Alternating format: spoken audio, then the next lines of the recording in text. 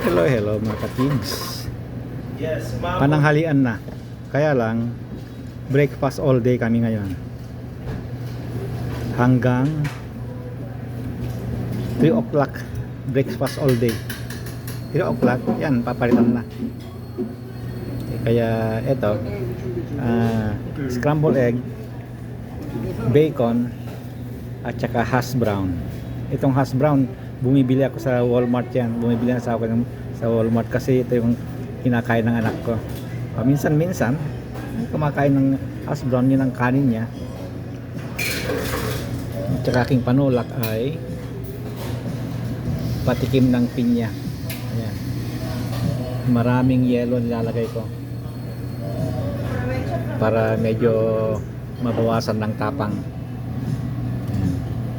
Walang ano ngayon, walang lemon ngayon. Hindi ko linagyan ng lemon. Okay, kainan na. Bye bye.